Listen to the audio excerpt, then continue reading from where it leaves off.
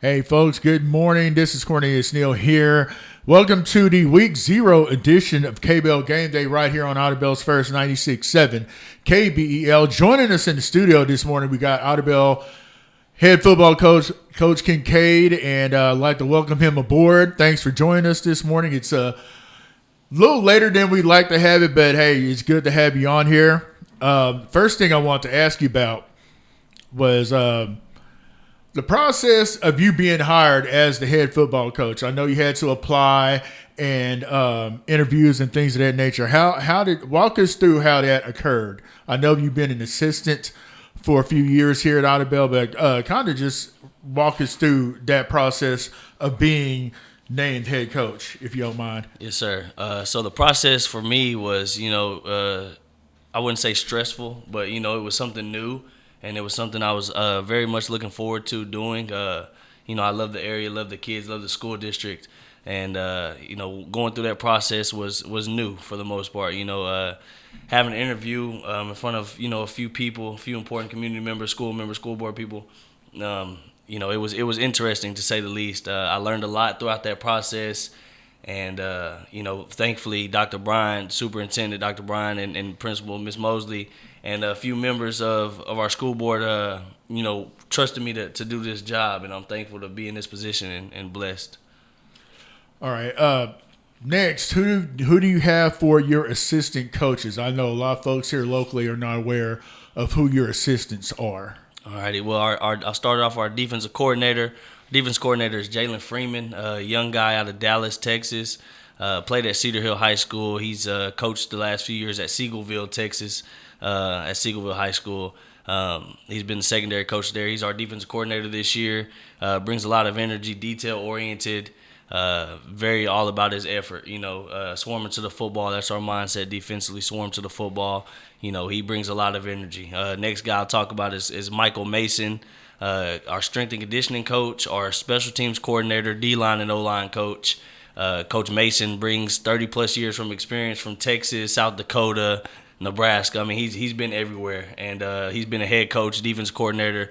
He was a defense coordinator for those Dangerfield teams that won the state championships early 2000s, mid 2000s. So I'm really glad to have him and his experience. He's been a great help, mentor to us, me and Coach Freeman and Coach Howell, and putting us on, to game and just teaching us, different ways and things to do things. And, I'm really glad that he's here with us. Another guy, like I just mentioned, Coach Howell, Idabel legacy, Idabel alum. From the area, all-time leading receiver in school history at Idabel, and we're really glad to have him back. And a young guy that brings a lot of energy, a lot of juice to our program, and can teach our kids some next-level things, from what he's learned in his time playing ball. And this is his first time coaching and experiencing things, so he's learning a lot and teaching our young guys a lot. Next guy is Kevin Rucker Sr., Coach Rucker. I know he was on staff back in 2010, here at Idabel, but he's been around hanging out with Coach Griffin in basketball, but he's around with us. He's our linebackers and running backs coach, another experienced guy, 20-plus years in the game, maybe even longer than that, but Coach Rucker's been a huge help to our program as well. We're super glad to have him. And then J.D. Ritchie, a guy that's been around on the sidelines with us the last couple years here at Idabel. And he's our get-back coach. He makes sure that I'm not all the way on the field getting penalties, making sure the kids are aligned on the sideline. Whatever he needs to do, whatever he's asked to do, Coach Ritchie helps us out a lot with that. Super thankful to get him back on staff with us.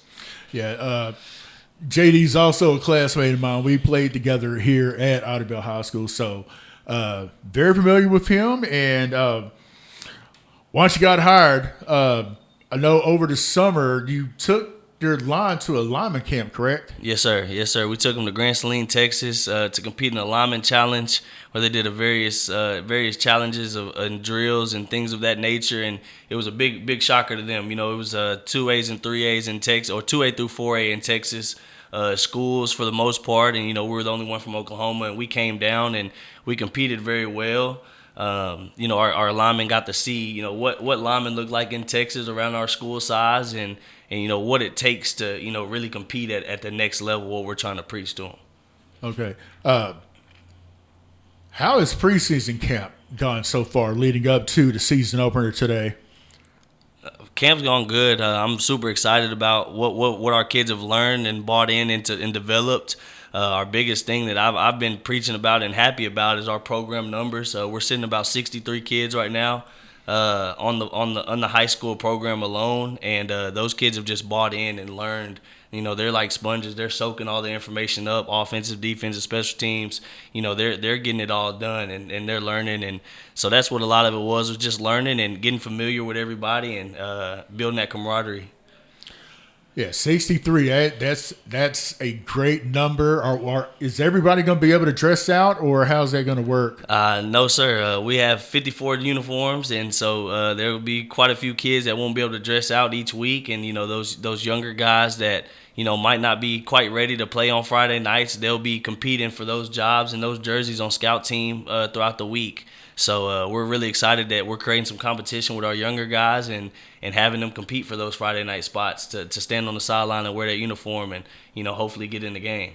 Also, there is a middle school and JV game Tuesday here, correct? Yes, sir. Yes, so sir. They'll get to play it in. Yes, sir. They will. Yeah. A competition. What's the saying? Iron sharpens iron. So that's always a good thing. Also, I know this has been something that has taken place here in the last 8 to 10 years, the Summer Pride program. Kind of describe that for the average listener. And I know that's everybody, football, basketball, baseball, for the ladies, softball, basketball, whatever they play, it's pretty much you have to show up at Summer Pride. And I know that's mainly geared toward a lot of folks think it's geared towards football, but what do kids do during the Summer Pride program? So during our Summer Pride, that's where we're focusing on our speed, strength, and agility. We're trying to develop our athletes. That's one of our key program ideologies is making sure that we're developing the athlete first, and that's what we're geared towards, is developing those kids. That's what Summer Pride is for, getting them stronger, faster, more agile, ready to play in their respective sports. So we adjust different drills on the field when we go out to the field for whether it's ladder drills, cone drills. We adjust different things for different sports and allow it to be sport specific and sport related to those kids. All right, you mentioned the players on the roster, but of course the first person everybody looks at is the quarterback, and that's McCollin Dixon. Where's number one? And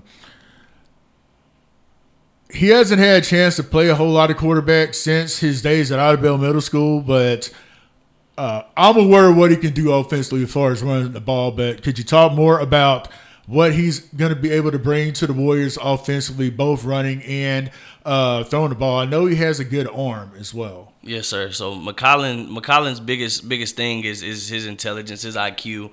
The way he processes things back there behind the center is incredible. It's second to none. I'm super excited that we have McCollin at behind the center this year. He gives us a dual threat ability. A few years ago we had Waylon Phillips who could tote the ball really well.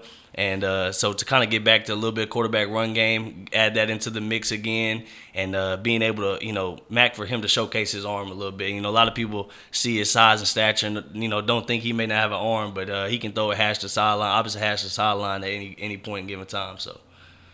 And speaking of guys to throw it to, I know you have at least two to throw it to, and Jordan Lewis, Benny, and Tifwa. I got to see them last week in action in Antlers. What other options do you have to throw it to as far as your backs and receivers? All right, so we have, Quincy Pond to come out the backfield a little bit. Jay-Sean Dixon is a little lightning in the bottle guy that we have coming out of the backfield. Crew Corsi and Titus Baker are tight ends. They'll be involved in the pass game a little bit more than you've seen from Idabel football in the past. Other receivers, Gio Gonzalez, Angelo Luvano, who's hurt right now. J-Ron White's another guy that we can mix in there. Kyron Matthews is another young guy that, with a little bit of time and development, he may be able to help us out there at the receiver position. Okay. How's everything looking on the offensive line? That's my main expertise is the offensive line, and you can't get much going without being able to block. So how are things looking up front? We're looking good up front. Coach Mason has really emphasized those guys, block all the way through the whistle. Just all about giving effort and being physical with people, and asserting their will onto people and making them like it, and being physical with them all the way throughout the whistle. And I'm really excited about this group of offensive linemen. We got a good mix of youth and experience, and then good mix of size and strength, and a little bit of agility there. It'll be tough. It'll be tough to get back there to us this year. Right. Love to hear that. Now we're going to switch over to defense. Keeping the 3-3-5 scheme, correct? Yes, sir. Okay. I know we'll have Big Chris Bledsoe up front. Who else do you have playing up front? And go from your ends to your linebackers and your defensive secondary. I know you'll be tough to throw on this year, but getting to the quarterback and stuffing the run is always a good thing. Who do you have playing up front? Yes, sir. So obviously we mentioned Chris Bledsoe at one of the end positions. He's been a dominating force last year. 8 sacks, 27 tackles for loss last year. He was a big help for our program. He's one of the leaders of our defense. Inside we have a couple guys: Ty Britt, Liddell Stadden, and Raymond Graves. Three really powerful noses that we can put in at any time and create havoc in there. The other end position we have Zion Burris and Bryce B. A senior and a sophomore there. Two guys experienced that can get off the football and get after the quarterback and really play the run really well.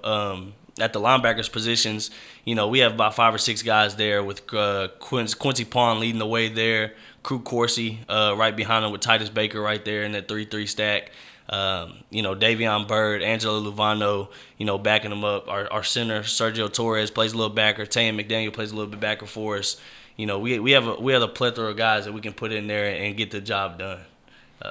Secondary-wise, at the corner positions, Jordan Lewis, is a guy that I believe is a Division I corner. He's technician, very sound. You put him out there on the island, I'm going to take him 10 out of 10 times versus your best guy. On the other side of him, Braylon Galloway and Jay-Sean Dixon. And then more depth guy at the corner, Kobe Hearn is another young guy that we're going to throw in there and be able to get some reps. And then at safety positions, Benny Matitwa, Mac Dixon, Val Golston, Brenner Baptiste Moore. We have a lot of depth all around this year. Obviously program numbers up. We have a lot of depth, though, of guys that can get in and play and contribute. All right. I'm going to jump ahead. What do you see out of the matchup with Valliant tonight?